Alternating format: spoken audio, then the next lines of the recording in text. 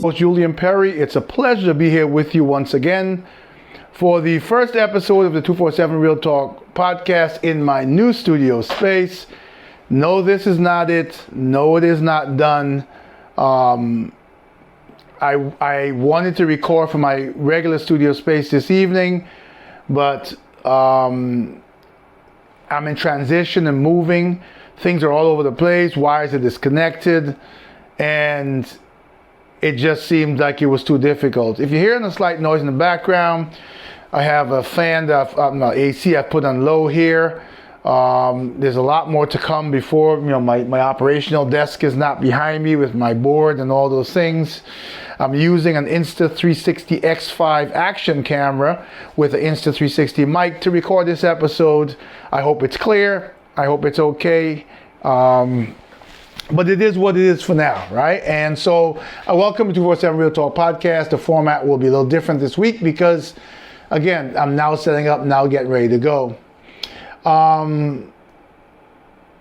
It's always a pleasure to see you. It's always a pleasure to have the opportunity to talk with you. I hope you had a great week. Welcome to my new subscribers. Welcome to my existing subscribers. Special shout out to one of my most frequent, guests, and one of my biggest supporters, Mr.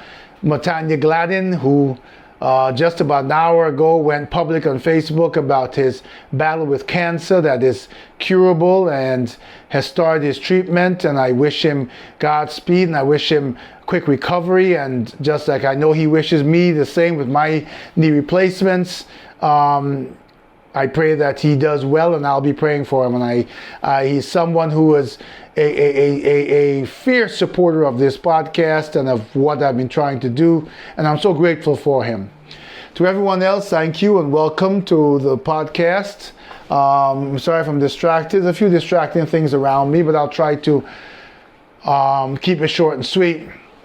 The first thing I want to touch on is, and this will be a little bit format. Usually I go and come back, but it won't be this way this week. I'm going to go straight through. This past weekend, I think I mentioned to you before that my children are homeschooled. And this past weekend, we took them on their sort of semester graduation to Great Wolf Lodge in Poconos in Pennsylvania. They had a great time in the pool and the water slides, but I felt that I should come on here for those of you who are part of a travel industry, or those of you who want information. After being there, we only spent 2 days there, 1 night, 2 days. I can tell you that if you have it on your list to visit, don't. I won't go into all the details. Let's just say we were a party of maybe 20 people. The staff was rude. One bartender was very rude to one of the mothers, and then that same mother, when she turned in for the night, found her bed full of bed bugs. I mean, right on the sheet, on the cover. She took photos and video, took it down. They comped the room, they comped the stay. But when she went down to complain at the front desk, the young lady at the front desk called her the B word for reporting it. And then when she told her that she would report it, the young lady said, "I don't care." A lot of the people who work at these resorts, especially coming out to the summer, are young kids who are doing a summer job, and they really don't care.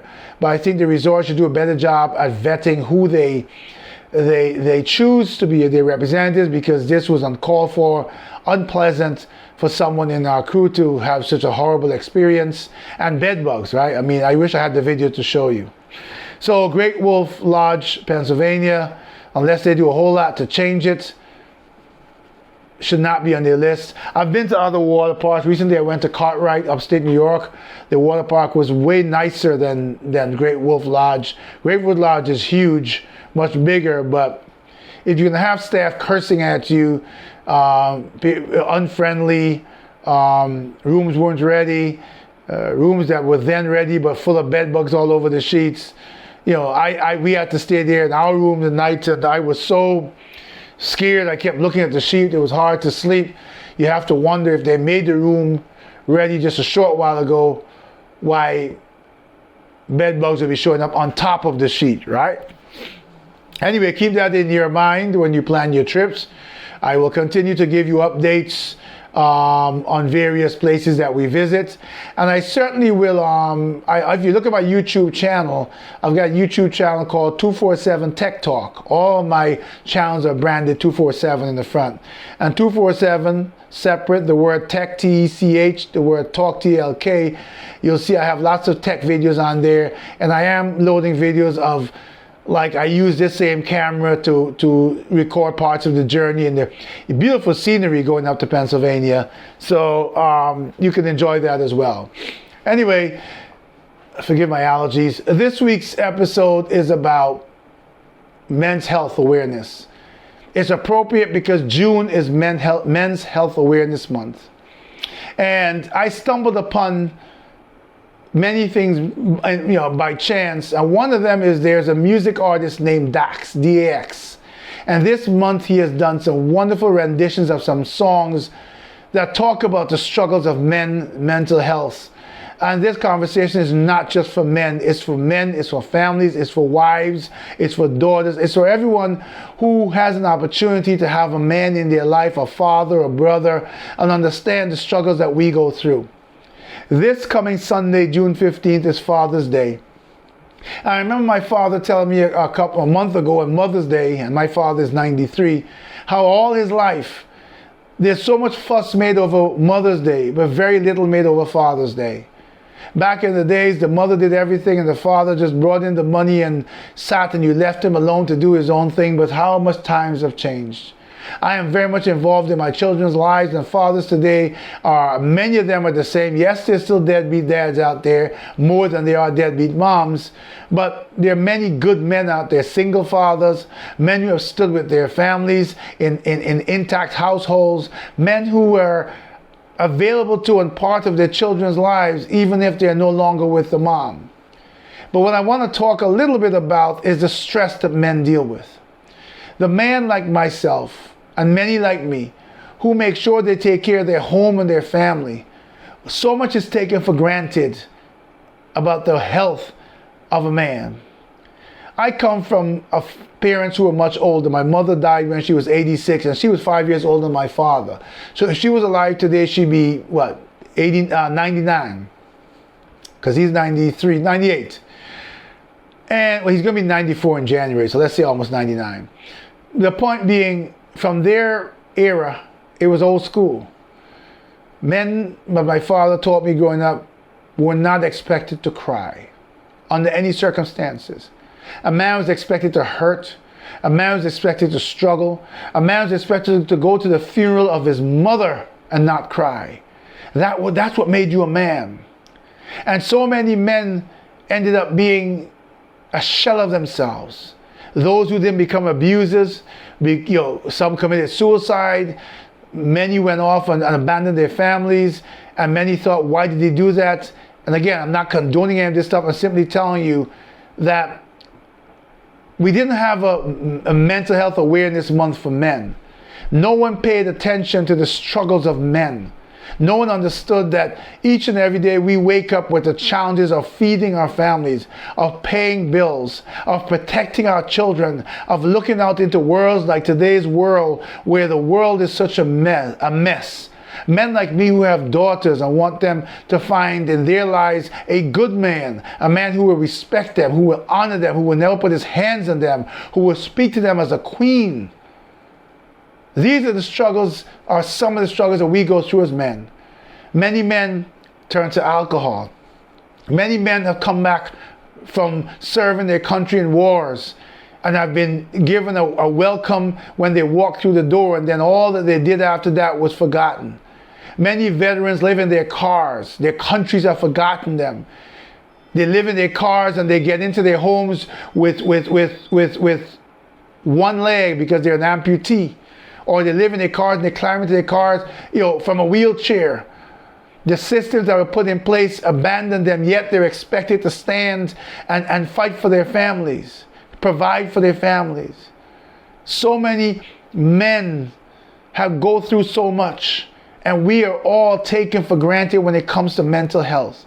We're just supposed to be, we're just supposed to do because we're men. feelings make us soft, right? If people see a man cry, he's soft or something is wrong with him. Many women will belittle their men because the man had to shed tears in front of his woman because he broke, because of the weight on his shoulders that his human body couldn't carry anymore.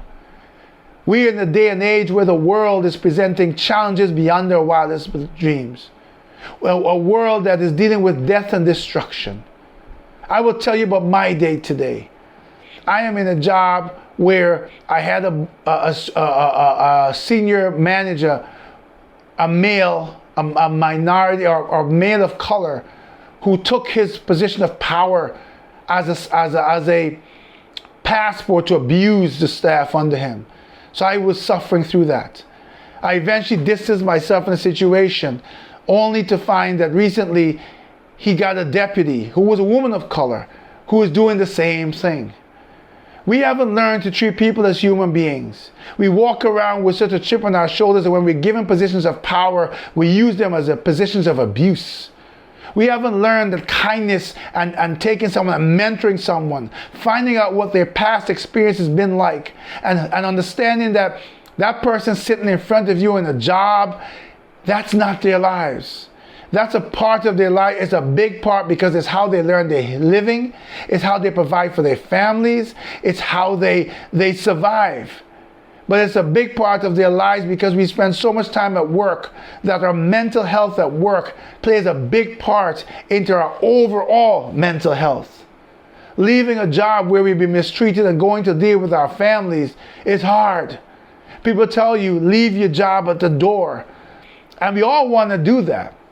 But that's easier said than done. When people abuse you in your workplace mentally and emotionally, we're expected again as men to just suck it up. That's not being a man. You're asking us not to be human. In a world that has changed, where everywhere around us we are finding that wars and strife are breaking out, where people are living in a society that's divisive, where racism has raised its ugly head, and we now have to protect our children from, as much as we can, from facing the attack of racism because of the color of their skin, their gender, their sexual orientation, whatever it may be. A man, his inherent characteristic at birth is a protector. And it weighs heavy upon us when we cannot protect the ones we love. When we feel helpless in environments where the ones that we look at to understand our plight are the very ones who abuse it or take advantage of it. We live in a world that has forgotten what humanity is and what it's like to be kind. We live in a world that has forgotten that times have changed and men struggle. Every day we see man after man committing suicide, simply from jumping somewhere to taking an easy way out, or not easy, taking another way out, to be careful what I say because I don't mean easier. There's nothing easy about suicide. To taking their lives in the most violent way. And we look at them and we say, this person was always smiling. This person was always laughing. This person was always joyful. What happened? I remember watching the story and feeling in touch with Twitch. You remember Twitch? The DJ from the Ellen DeGeneres show? The DJ who seemed to have it all, who would dance with his wife and kids on TikTok and seemed so happy, and then one day he drove to a hotel and I think he shot himself. What do you think was going on in that man's head? A man who had money, a man who had fame, a man who had a family that was dancing and happy, yet he struggled. I'm not saying that women don't go through the same struggles, don't get me wrong. Women have huge amounts of mental stress. Women deal with things that we can't imagine. I'm simply saying to all you out there who only think one-sided, so do men. Don't forget us men who need help. Don't forget us men who are struggling with illnesses. I can tell you that as a man with 2 young kids who are involved in sports and activities, and me having total knee replacement of this knee, waiting to do this knee. And as you can see, I'm glad I have this kind of video because you can see I'm sitting here, I'm doing better. But the mental stress and emotional stress that was added to me during the initial phases of rehab, because my responsibility to my family did not change. Making sure I went to work and earned a paycheck did not change. Luckily, my job allowed me to work from home, and I still am as I rehab on this long journey that is involved with total knee replacement. It hasn't changed. The responsibilities of paying the bills hasn't changed. The emotional tug of war of my daughter, my beautiful daughter and son coming to me and say, "Daddy, how can we help you?" It was touching to know that my kids saw the pain, saw the struggle, and they stepped forward and they say, "Daddy, how can we help you?" That was special. That was special because many people look at us as men limping along, or I had a walker for a while, and say, "Hey, how's your knee?" And they kept it moving. Because I wasn't supposed to stop and tell them about my struggles. I wasn't supposed to stop and say, "Hey, it's challenging." I wasn't supposed to stop and say, "Can you help me? I'm a man, but I need help." I was just expected to suck it up. God made human beings. Men and women struggle. Men and women struggle with emotional struggle, physical struggles, and mental struggles. I am so happy when I discovered, and I can be honest with you, I didn't know about mental health awareness month, and I didn't even know when it started, but it landed on my doorstep, and I couldn't, even if when I edit this podcast, I can't play the song from Dax, D-A-X. Go look it up on YouTube. He's an amazing inspirational singer. He did one song with Darius Rucker. You should know the famous musician. I hope you do. If not, check it out. Listen to the song. It was a heart-wrenching rendition of the struggles of men, of how we are ignored, of how we just expected to. My friend that I did a big up to, the shout out to, Matanya Gladden. What a man to come out and talk about his challenge with cancer. And he talked about it on Facebook, about how much he kept it to himself. He did tell me of some of his struggles. But the point is, that's what a man is expected to do, right? He's expected to suck it up and just live with it. And when we say, "Hey, we need help, we're struggling," we're seen as soft. We're seen as less than. It's time for a change for people to recognize that men need as much care and support as women. Women have huge challenges out there. I will never minimize what women go through. But everyone has forgotten the man. This Sunday, on Father's Day, do more than buy your father or your husband or your son a pair of socks and a tie. Make them feel special. Make us feel special. Sometimes, in addition to the few gifts we do appreciate, it's about how you take care of us that day. It's about how you choose one day to remind us that the other 364 days we are important. That even in the busyness of life, when you don't get a chance or you forget to tell us how much you support us, it means the world. Those simple words. We love you, we support you. We know what you're going through. We might not know it exactly to be in touch with it, but we're here to listen. It's okay to come to us and break down and exhale. It's okay when we as men are carrying such burdens that we want to cry. We don't have to suck it up or go hide in a corner where no one can see us, because if someone sees us shed a tear, we are then categorized as less than a man. My father is an amazing man. I will never be able to stand in his shoes of the giant that he is. And God has blessed him with 93 years and still going strong. He may be struggling with a little short-term memory, but his long-term memory is long and he doesn't forget. I am honored I'm blessed that God chose him to be my father, to me to be his son, for him to be the man in my life. He has withstood the test of time.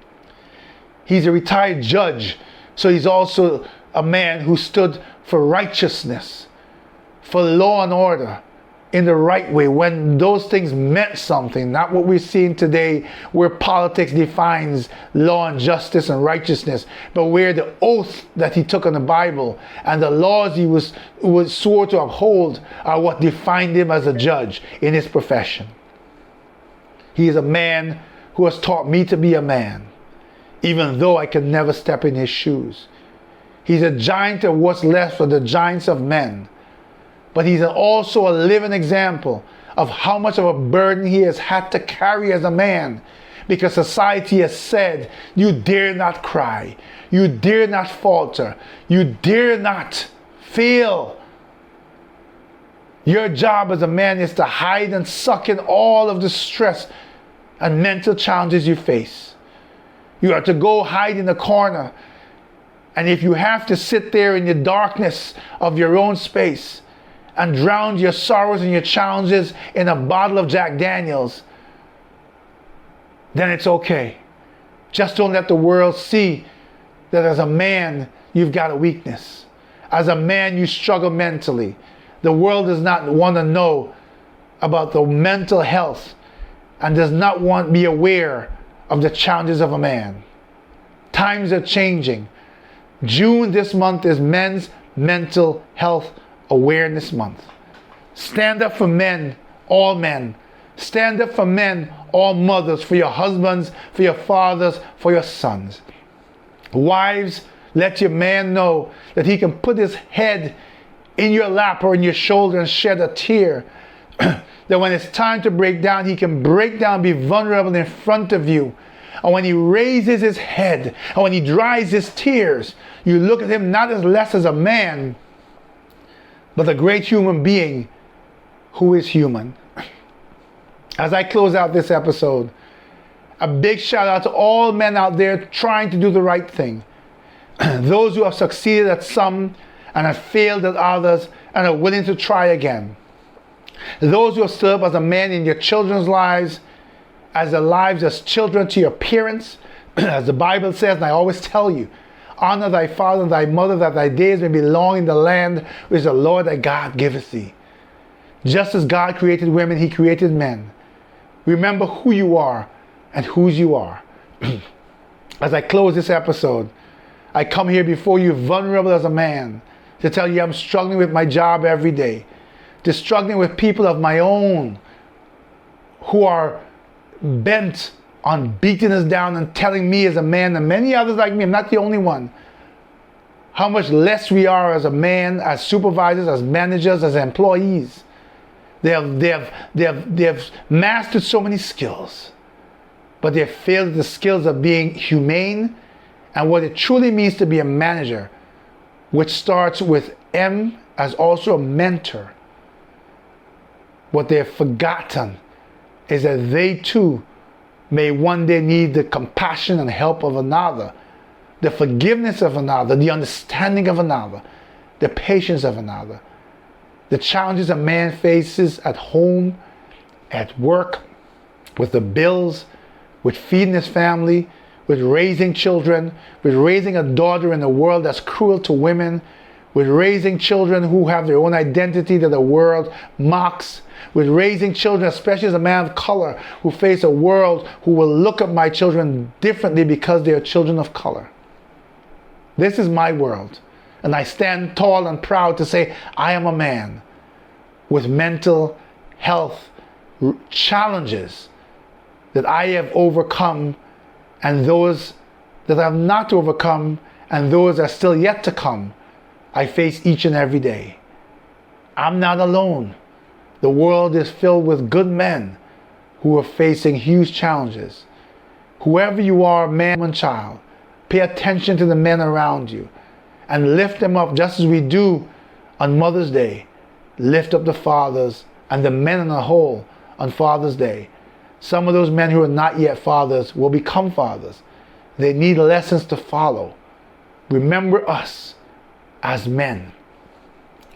As I leave this episode, and I thank all of you for your support and your unwavering support. Again, a shout out to Motanya Gladden. And I leave this episode on a sad note. I have a friend of mine who was a great man, about 3 years younger than I am, a funny man, a man who lived life bigger and greater than I ever could, a man who was known by everyone as a rainbow, as a moment of joy in a dark world. This morning, that man did not wake up to this world. He woke up to the world of his Heavenly Father, beyond this world. To my friend, to my pal, to my brother, to someone who stood strong with me in times of my own struggles. My friend, my brother Gregory Rickford, thank you for your friendship. May you soar with the angels, and may you rest in peace. Until the next time, please take care of yourselves. This Sunday, take care of the men in your life, and please take care of each other.